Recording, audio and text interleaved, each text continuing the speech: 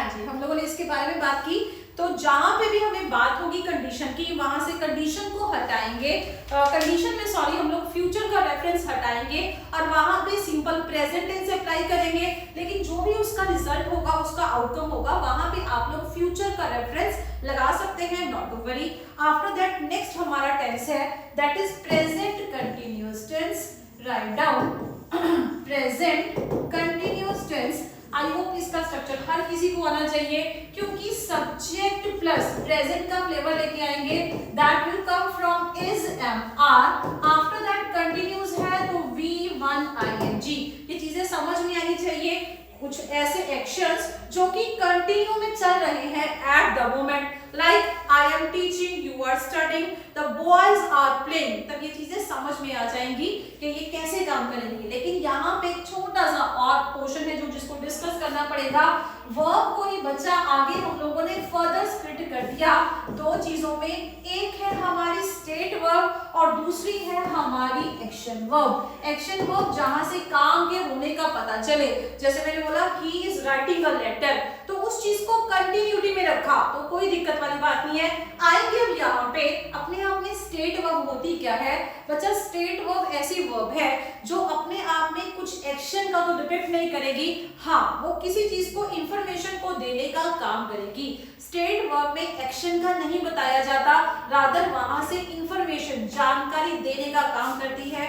जैसे कि मैंने लिखा शी इज लाइकिंग चॉकलेट, छोटा सा पोर्शन लिखेंगे, शी इज लाइकिंग चॉकलेट, लिख लेंगे जी मेरे साथ है, शी इज लाइकिंग चॉकलेट। जब भी ऐसा वाला क्वेश्चन आएगा ना, जब हम लोगों ने रेफर क्या कर दिया शी इज लाइकिंग चॉकलेट, मतलब मैंने इस चीज को कंटिन्यूटी में रखा। अब लाइक अपने आप में किसी को पसंद करना, क्या किसी को कंटिन्यूटी में पसंद करते रह सकते हो? ये एक एक्शन वर्ड नहीं है, rather you are able to understand कि ये अपने आप में एक स्टेट वर्ब है।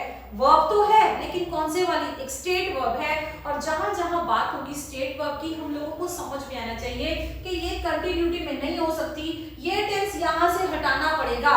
हटा तो दोगे लेकिन टेंस लगाओगे कौन सा? लगाएंगे वही जो हम लोगों ने पहले भी लगाया था, simple present tense. That means she likes chocolate. Reason क्या है? जो आप लोगों की स्टेट वर्ब है वो कभी भी कंटिन्यूटी में काम नहीं कर सकती। That is why loving, hating ऐसे वर्ड्स पॉसिबल नहीं हो पाते हैं अगर वो ऑलरेडी लिख रखे हो किसमें, आप लोगों के कंटिन्यूटी में। अगर कंटिन्यूटी में वो होंगे उनको डिस्कार्ड करना पड़ेगा। पूरा का पूरा अगर वो स्ट्रक्चर फॉलो कर रहे हैं किस चीज का, प्रेजेंट कंटिन्यूअस टेंस का, उनको वहां से हटाएंगे और स्ट्रक्चर कौन सा लगाएंगे, सिंपल प्रेजेंट टेंस का। इसको फटाफट से नोट डाउन कर लेंगे। आफ्टर दैट हम लोग बात करेंगे पास्ट कंटिन्यूअस टेंस की। पास्ट कंटिन्यूअस टेंस जो कि हमारा नेक्स्ट फिफ्थ टेंस है, पास्ट कंटिन्यूअस टेंस, जिसका स्ट्रक्चर क्या रहेगा, subject plus was were plus verb की फर्स्ट फॉर्म ING। ये चीजें समझ में आनी चाहिए। ऐसे एक्शंस जो कंटिन्यूटी में चल रहे थे पास्ट में, I was teaching, you were studying, the boys were playing hockey, तो यहाँ पे भी ये चीजें ऐसे ही काम करेंगी। इसके साथ रिलेटेड बहुत सारे इंपॉर्टेंट क्वेश्चंस हैं जहां से क्वेश्चंस आने के पूरे चांसेस रहते हैं। रीजन कुछ ऐसे, सेकंड पॉइंट है इसका, parallel actions that continue in past. ऐसे कुछ एक्शंस थे, ऐसे कुछ काम थे जो पास्ट में चल रहे थे और पैरेलल चल रहे थे, और अगर वो पैरेलल चलेंगे तो अपना लॉजिक दिमाग काम करेगा कि एक में आप अलग टेंस और दूसरे में आप अलग टेंस नहीं लगा सकते हो अगर वो काम पैरेलल में थे। Parallel, I hope you understand, वो पैरेलल काम कर रहे थे पास्ट में, तो अगर एक में वॉज वर का यूज करोगे या पास्ट कंटिन्यूअस का यूज करोगे तो दूसरे में भी पास्ट कंटिन्यूअस का यूज ही करना पड़ेगा। Like I am writing the example, while I was, write down, while I was doing my work, while I was doing my work, my wife had been cooking food. My wife had been cooking food. तो यहाँ पे एक word है जो अपने आप में, while जो है ना वो इस चीज को डिपेंड डिपिक्ट करेगा कि हम भाई यहाँ पे बात कर रहे हैं पैरेलल एक्शंस की, और अगर यहाँ पे वॉज डूइंग था तो यहाँ पे हैड बीन नहीं लगाओगे, my wife was cooking food आएगा, क्योंकि पैरेलल एक्शंस हैं, अगर एक ऐसा एक्शन होगा तो दूसरा भी सेम ही काम करेगा। नेक्स्ट बात करेंगे लॉन्ग, इसी में लॉन्ग और शॉर्ट एक्शन की। लॉन्ग एक्शन कुछ ऐसा काम जिसको कंटिन्यूटी में करना पड़ रहा है, शॉर्ट एक्शन छोटा काम जिसको करना शुरू किया और वो बहुत जल्दी पूरा हो गया। अगर वो पूरा हो गया तो वो कंटिन्यूटी में नहीं रह सकता। दैट मींस अगर मेरे को एक सेंटेंस में दो काम का रेफरेंस होगा, एक शॉर्ट एक्शन और एक लॉन्ग एक्शन। लॉन्ग एक्शन में आप लोग यूज करेंगे कौन सा टेंस, जो अभी डिस्कस किया, पास्ट कंटिन्यूअस टेंस, और जो शॉर्ट एक्शन होगा वहां पे हम लोग वर्ब की सेकंड फॉर्म को डिस्कस करेंगे। लिखेंगे जी I was watching TV, I was watching TV when my father come.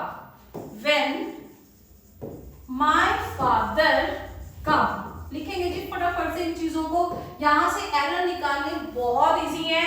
मैं टीवी देख रहा था जब मेरे पापा आए, मेरा टीवी देखना लॉन्ग एक्शन, मैं टीवी देख रहा था, अचानक से पापा का आना that is a short action. तो समझ में आया I was watching TV, was है plus V1 ing है, that is the correct version।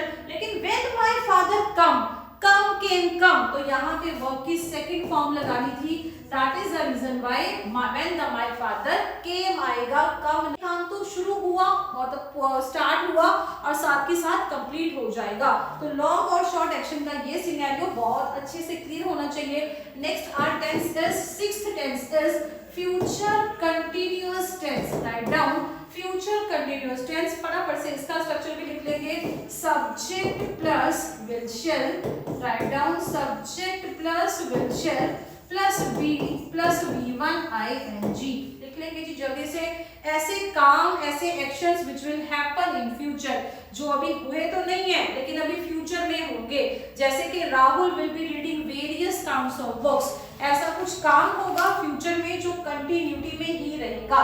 Questions आने के चांसेस यहाँ से बहुत कम रहते हैं। आते हैं जी अगले टेंस पे, that is past perfect tense, super important tense, जहां से क्वेश्चंस अच्छे वाले लेवल के क्वेश्चंस बन जाते हैं। पास्ट परफेक्ट टेंस का स्ट्रक्चर लिखेंगे जी फटाफट से, subject plus has have, right down subject plus has have plus V3, that means verb की थर्ड फॉर्म। अब ये बात समझनी बहुत मुश्किल है but that is a fact कि ये जो टेंस है, sorry I have written present past, but यहाँ पे पास्ट लिख लेंगे जी फटाफट से, प्रेजेंट है ये, पास्ट नहीं है, that is present perfect tense, that is our seventh tense I guess, yes present perfect tense, subject plus has have plus verb V3, that is verb की third form.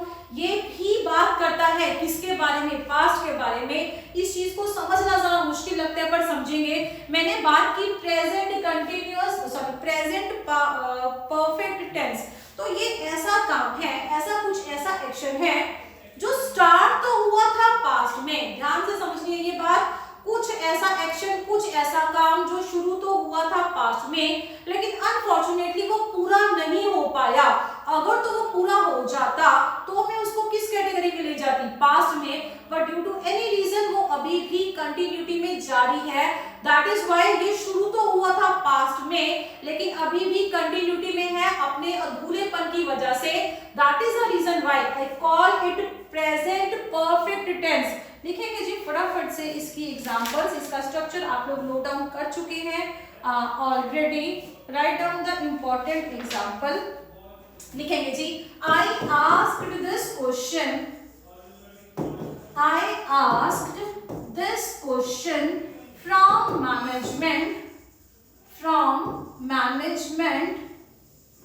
3 times। I asked this question from management 3 times। तब समझ में आएगा मैंने management से ये question पूछा कितनी बार, 3 बार मैंने मैनेजमेंट से ये क्वेश्चन पूछा, तो समझ में आना चाहिए। पहली बार पूछा नहीं जवाब मिला, दूसरी बार पूछा नहीं जवाब मिला, तो क्या हमारे मन में नहीं आएगा कि 3 बार तो पूछ चुका, क्या वो 4th टाइम नहीं पूछ सकता? बिल्कुल पूछ सकता है। That is the reason why समझ में आएगा कि आई आस्क्ड नहीं आएगा, यहाँ पे आएगा आई हैव आस्क्ड। फटाफट से लिखेंगे इसका सिनेरियो कंप्लीट हो जाना चाहिए। लिख लेंगे जी फटाफट से। नेक्स्ट हमारा टेंस है पास्ट परफेक्ट टेंस। इसके तो नाम से ही आप लोग अंदाजा लगा सकते हैं ये डेफिनेटली बात करेगा किस चीज की, पास्ट की। लिखेंगे जी इसका structure subject plus had plus V3, subject plus had plus V3। इसको पास्ट का भी पास्ट बोला जाता है। जैसे मैंने बोला ये काम मेरे को करके दे दो 11 बजे तक, आप लोगों ने मेरे को बोला, मैंने 12 बजे किसी से पूछा, मैंने कहा भाई मैंने तुम्हें वो काम दिया था 11 बजे तक करने के लिए, क्या तुमने वो काम कर दिया? तो 12 बजे के कॉन्टेक्स्ट में 11 बजे वाला टाइम क्या था? पास्ट। लेकिन आप लोगों ने मेरे को आंसर दिया मैम हमने तो वो काम 10 बजे ही कर दिया, तो 11 बजे के कॉन्टेक्स्ट में 10 बजे वाला टाइम क्या होगा? पास्ट का भी पास्ट। समझेंगे 12 बजे का टाइम, मैंने 12 बजे पूछा कि जो 11 बजे वाला टास्क था हैव यू डन दैट, तो 11 बजे का जो टाइम स्लॉट है दैट इज पास्ट, लेकिन वो 10 बजे ऑलरेडी फिनिश हो चुका था, तो पास्ट का भी पास्ट। इसकी एक एग्जांपल लिखेंगे that is very important. Structure आप लोग लिख चुके हो। आई went to meet Rahul. I went to meet Rahul and he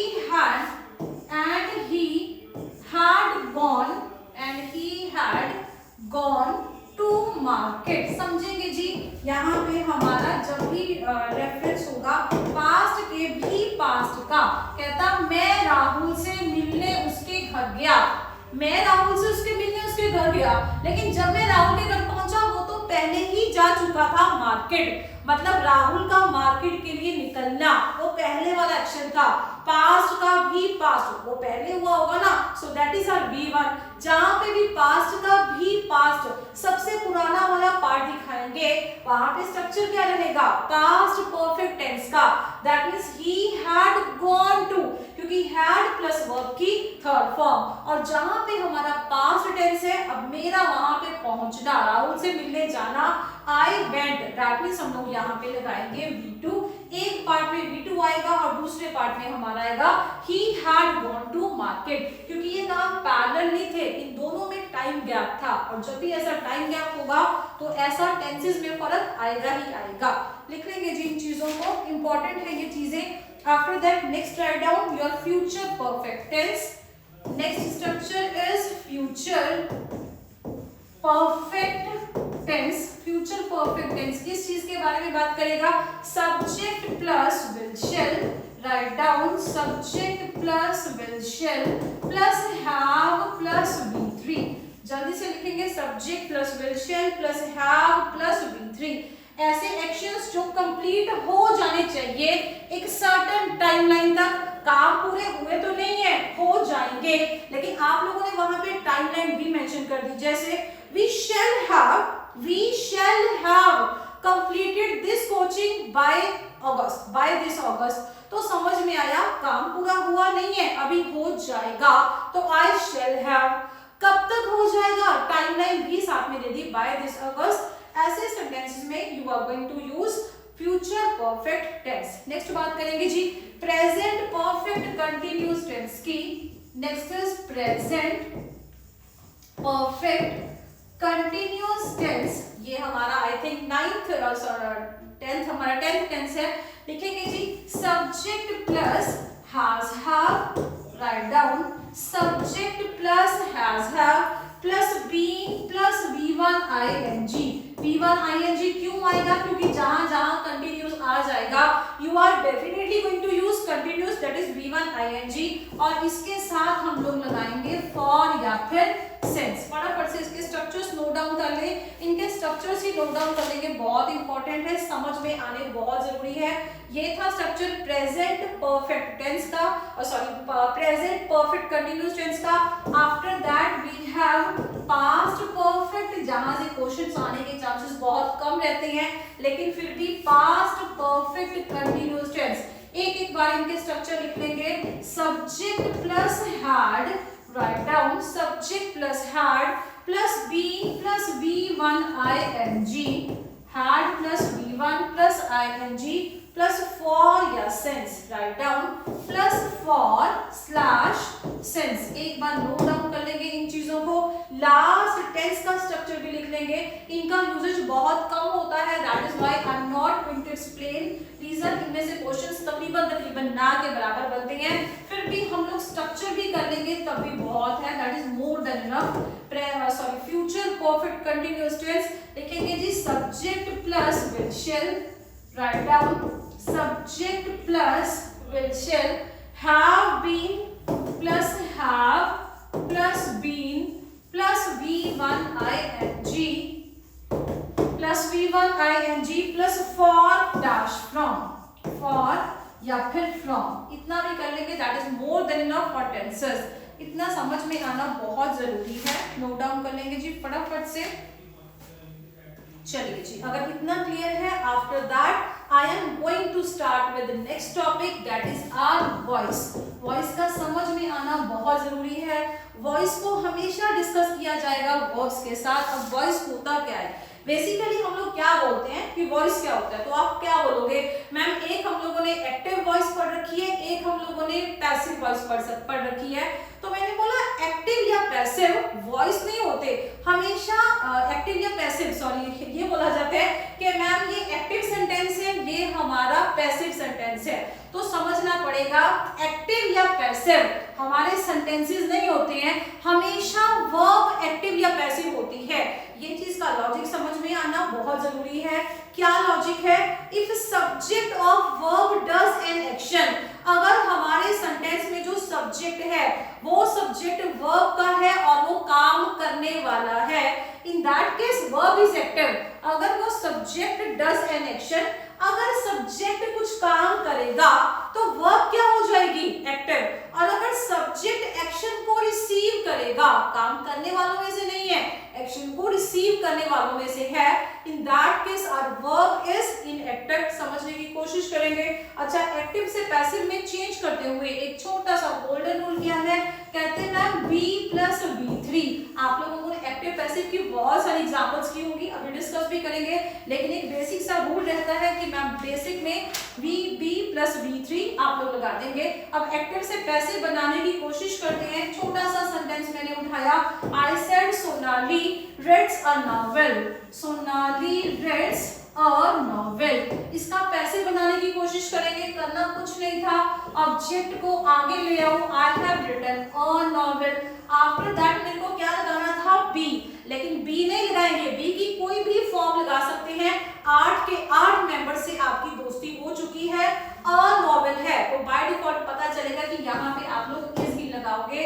a novel is, after that V3, a novel is read by, लिखेंगे जी a novel is read by Sonali. समझने की कोशिश करेंगे, बहुत इंपॉर्टेंट चीजें हैं ये, बहुत बेसिक सेंटेंस था। आफ्टर दैट एक और सेंटेंस मैंने लिखा, I have written I am going to London. चलिए बनाने की कोशिश करेंगे कि यहाँ पे है क्या, या मैं किसी भी स्टूडेंट को बोलूंगी तो स्टूडेंट्स ने क्या बनाना है, London is gone by me, London is go by me, London is went by me. अरे भाई समझने की कोशिश करेंगे। आई अपने आप में क्या है, सब्जेक्ट, एम गोइंग हमारे पास क्या है, हमारी वर्ब, टू हमारे पास क्या है, प्रपोजिशन, प्रपोजिशन के साथ लगा हुआ हर शब्द क्या होगा, सिर्फ और सिर्फ उसी का ऑब्जेक्ट। ऑब्जेक्ट तो सेंटेंस में अच्छा खासा था, लेकिन वो बिलोंग किसको करता था, सिर्फ और सिर्फ प्रपोजिशन को। उस केस में समझ में आया कि यहाँ पे जो एम गोइंग है वर्ब तो है, लेकिन मेरी वर्ब के पास उसका ऑब्जेक्ट नहीं है।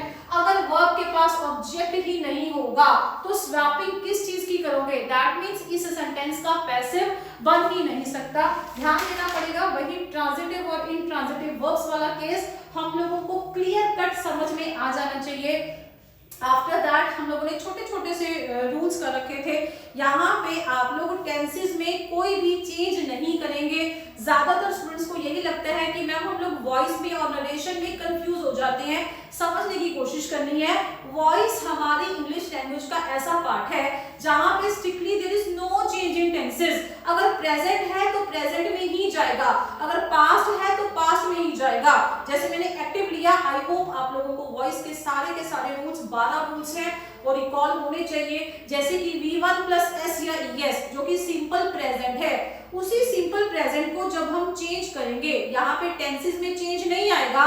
अगर ये हमारा प्रेजेंट में एक्टिव था तो पैसिव को भी एक्टिव में ही लेके जाना पड़ेगा, लेकिन एक स्टेप पीछे ले जाएंगे। जैसे कि V1 प्लस एस या ES उसको हम लोग लेके जाएंगे कंटिन्यूटी वाले उसमें क्वेश्चन में, that means is am are, उसको चेंज किस में करोगे, प्रेजेंट ही है, डेफिनेटली वहां पे आएगा इज एम आर। बेसिक जो रूल था उसी में काम करना था, क्या था वो B प्लस V3, बस इतना सा माइंड में ध्यान रखेंगे तो हमारे लिए रूल्स को फॉलो करना बहुत इजी हो जाएगा। V1 प्लस एस या ES उसका चेंज होके रूल क्या आएगा, is am are plus V3। अब इस साइड बात करेंगे, is am are plus V1 ING, मैंने बोला इज एम आर, वर्ब की फर्स्ट फॉर्म भी लगा दी ING और प्रेजेंट में भी रखा। जब उसको इधर लाके चेंज करेंगे तो वो क्या बन जाएगा, is am are as it is रहेगा, लेकिन V1 ING उसको चेंज करेंगे बीइंग में, क्योंकि जो बी की एक ही फॉर्म है जो ING को फॉलो करेगी, that is being plus V3 आ जाएगा। ये 10-12 रूल्स हैं, मैंने ऑलरेडी डिटेल में हर एक रूल आप लोगों को मेंशन कर रखा है। आई होप सबको समझ में आया होगा। अब इसकी एग्जांपल एक दो स्टार्ट करेंगे। जैसे मैंने लिखा बॉयज लव एनिमल्स, ये प्रेजेंट की बात कर रहा है, इसको चेंज करना पड़ेगा, boys love animals, animals are, क्योंकि एनिमल्स था तो उसके साथ आर आएगा, animals are V3 loved by boys, animals are loved by boys. और लिखेंगे जी Radhika is, write down, Radhika is singing a song, Radhika is singing a song, क्या आएगा इसका आंसर, फटाफट से बनाने की कोशिश करेंगे। अ सॉन्ग इज ING वाली फॉर्म है तो B की भी ING वाली फॉर्म लगाएंगे, that is being, a song is being sung by Radhika, फटाफट से लिख लेंगे। जैसे मैंने बोला he stole my books, अब stole अपने आप में क्या है, वर्ब की सेकंड फॉर्म, मैंने बात की पास्ट की, he stole my books, तो उसका आंसर क्या बनेगा, my books was stolen by him, my books was stolen by him। और इसके ऐसे बहुत सारे एग्जाम्पल्स हैं जिनको आप बाय रूल्स करेंगे तो बहुत इजीली हम लोगों को वो चीजें समझ में आ जाएंगी। आई होप ये सारे के सारे रूल्स अगर आप लोगों को ढंग से आते हैं तो हमारे लिए क्वेश्चंस को अटेम्प्ट करना ज्यादा मुश्किल नहीं रहता। नेक्स्ट आते हैं जी हमारे नेक्स्ट वाले क्वेश्चन पे, दैट इज प्रेपोजिशन। प्रेपोजिशन क्या होते हैं, प्रेपोजिशन कुछ ऐसे वर्ड्स हैं जिनको यूज किया जाएगा नाउन या प्रोनाउन के आगे, क्या चीज बताने के लिए, to show the direction, to show the relationship, to show the time, place, location, preposition हम लोग यूज करेंगे।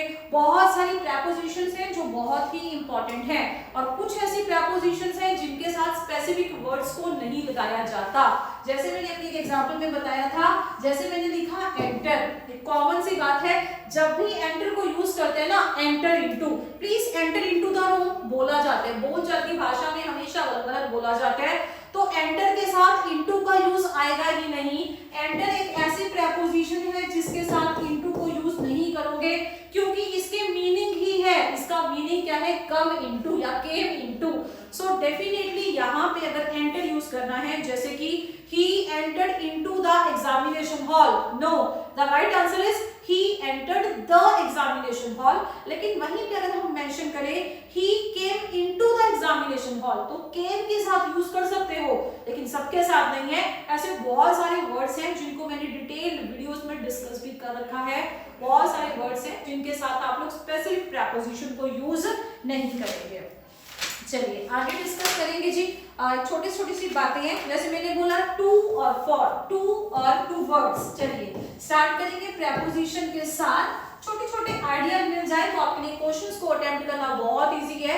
इंपॉर्टेंट क्वेश्चन ही पिक कर रही हूँ। टू हमेशा बात करेगा हमारे डेस्टिनेशन के लिए, जहां चीज पहुंची जाएगी। टू वर्ड्स हमेशा किस चीज के बारे में बात करेगा, जब हम किसी डायरेक्शन की बात करेंगे कि इस डायरेक्शन में जाना है, टूवर्ड्स डायरेक्शन के लिए, जैसे I am going towards the station, मैं स्टेशन की तरफ जा रहा हूँ। I am going to the station मतलब मैं स्टेशन ही जा रहा हूँ। और क्या यूज होगा, हम लोग यूज कंपैरिजन करते हैं टू और फॉर का। जब भी आप टू और फॉर को यूज करोगे तो टू को हमेशा कहाँ पे यूज किया जाएगा, गो गेट के साथ, कम और रिटर्न के साथ, सेंड समथिंग, सेंड समवन, इन चीजों में आप लोग गो सॉरी टू को यूज करोगे। जब आगे मेंशन क्या होगी, कोई भी प्लेस, जहां पे भी प्लेस का रेफरेंस मिलेगा आप लोग वहां पे यूज करेंगे टू को, और जहां पे भी स्टार्ट या फिर लीव का रेफरेंस मिलेगा और आगे जगह का नाम होगा आप लोग यूज करेंगे फॉर को। जैसे my father is going for London, बहुत इंपॉर्टेंट एग्जांपल है, my father is going for London, मेरे पापा लंदन के लिए जा रहे हैं। तो डेफिनेटली यहाँ पे कंफ्यूजन हो जाती है, कहते हैं मैम फॉर लगाएं या टू लगाएं, ज्यादा कंफ्यूज होने वाली बात नहीं है। जहां पे गो को देखा वहां पे आप लोग क्या मेंशन कर देंगे, टू। जैसे मैंने एक और लिखा, I am leaving to London tonight, I am leaving, जहां पे लीव होगा वहां पे टू का यूज नहीं करेंगे, we will write for I am leaving for London tonight. I hope ये समझ में आया होगा। After that कुछ और वर्ड्स हैं, जैसे home के साथ आप कभी भी home के आगे to का यूज नहीं कर सकते हैं, ये चीजें ध्यान रखेंगे। I went to home last night, I went home last night। और लिख सकते हैं, if you are not feeling well, you should go to home, बहुत कॉमन सेंटेंस है ये, you should go home आएगा। लेकिन अगर to और home के बीच में कोई भी पोजेसिव एडजेक्टिव आ जाए, पोजेसिव एडजेक्टिव की सारी डिटेल आप लोग ऑलरेडी नोट डाउन कर चुके हैं, तब हमारे साथ इस केस में ये चीजें पॉसिबल हो सकती हैं।